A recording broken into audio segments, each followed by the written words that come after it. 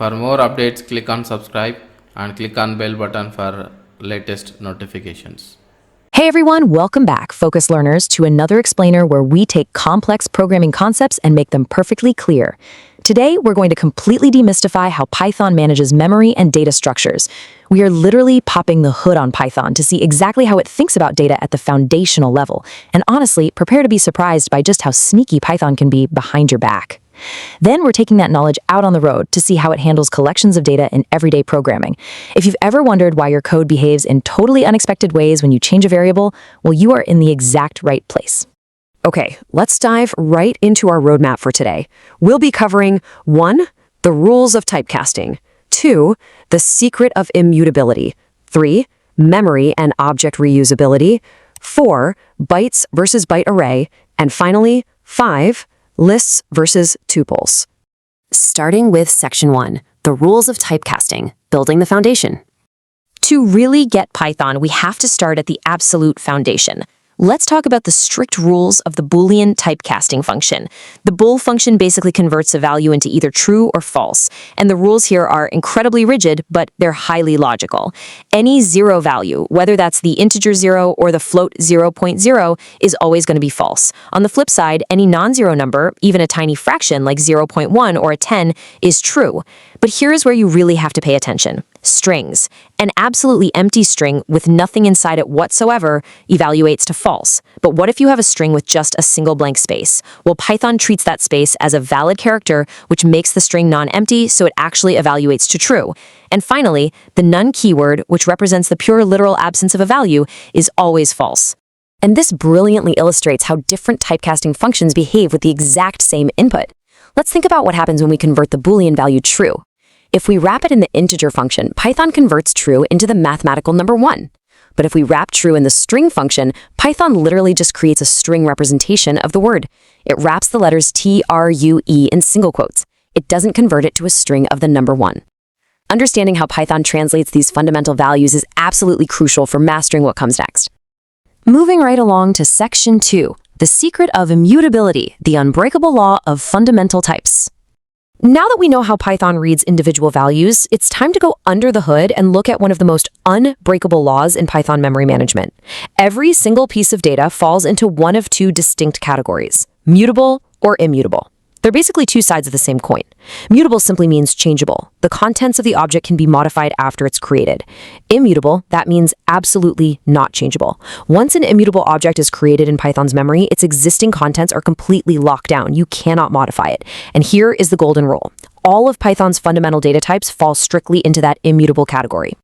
So, the crucial point is understanding how this actually plays out in the computer's memory. Let's use a real-world analogy.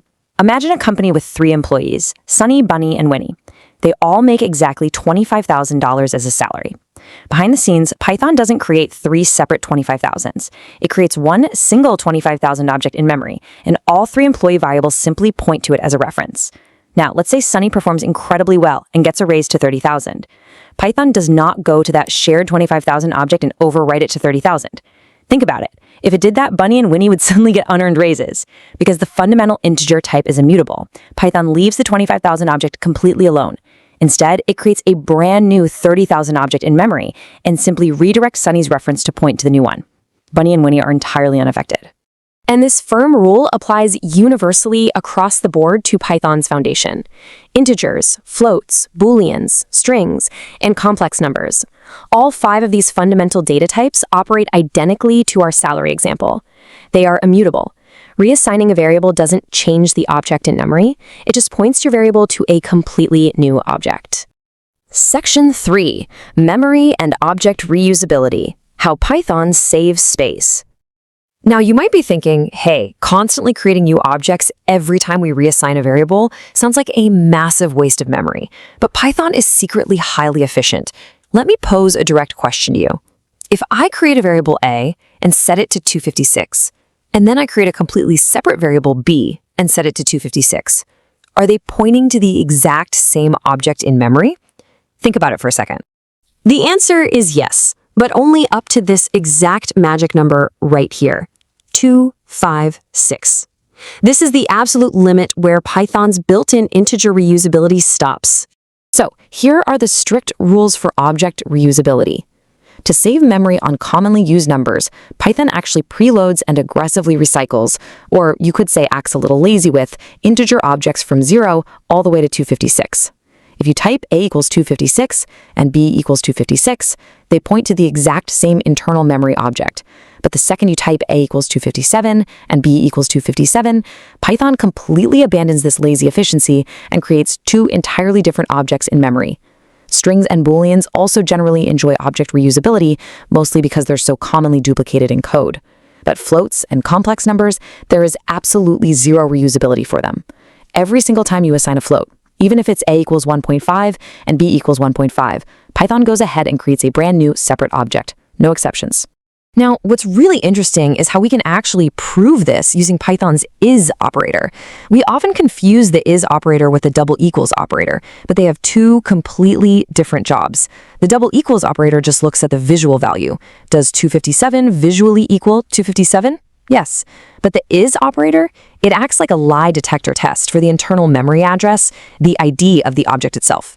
If you type 257 is 257, Python will return false, because while the values look the same, they live at completely different addresses in the computer's memory.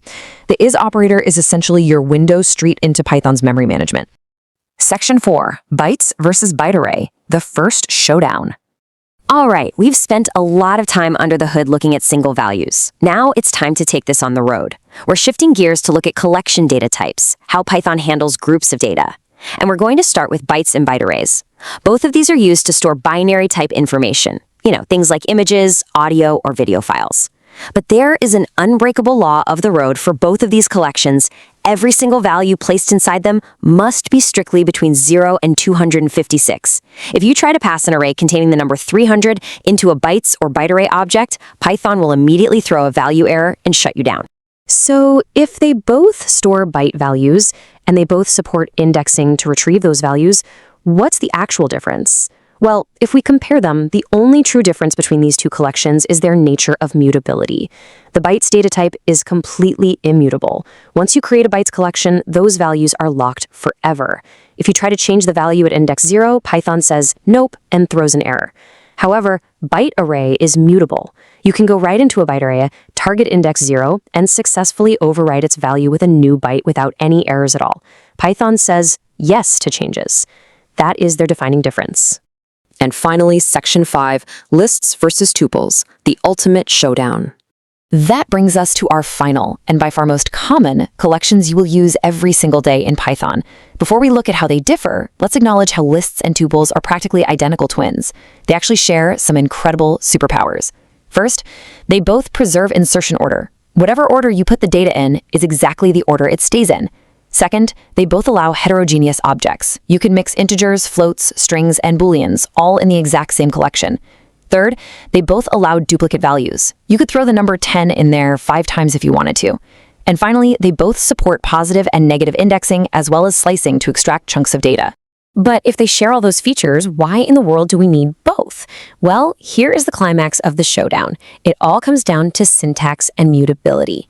When you type your code, lists require square brackets, while tuples use parentheses. But the huge functional difference is that a list is growable and mutable. You can append in data, remove data, and overwrite existing indexes. A tuple, on the other hand, is completely immutable. Once you wrap your data in those parentheses, it is locked. You cannot add to it, you cannot shrink it, and you cannot overwrite an item inside it. Simply put, lists are for data that needs to change, tuples are for data that must remain perfectly secure and static. Before we wrap up, I want to leave you with a fantastic little gotcha that trips up developers all the time. Think about this quirky rule. Because tuples use parentheses, you might naturally think setting a variable t to the number 10 inside parentheses creates a tuple, but it doesn't. Python sees parentheses around a single number and just treats it as a standard math equation. It treats it as a fundamental integer. If you want to create a tuple with only one single element, you absolutely must add a comma before closing the parentheses. So now that you know Python secretly treats a number in parentheses as just a basic math equation, the real test is this. Will you always remember the comma to make your single element tuples valid? Understanding these under-the-hood memory rules, the true nature of immutability, and the strict rules of collections will fundamentally change how you write and debug your code. You're no longer just memorizing syntax. You're finally thinking exactly like Python thinks. Thank you so much for joining me on this explainer.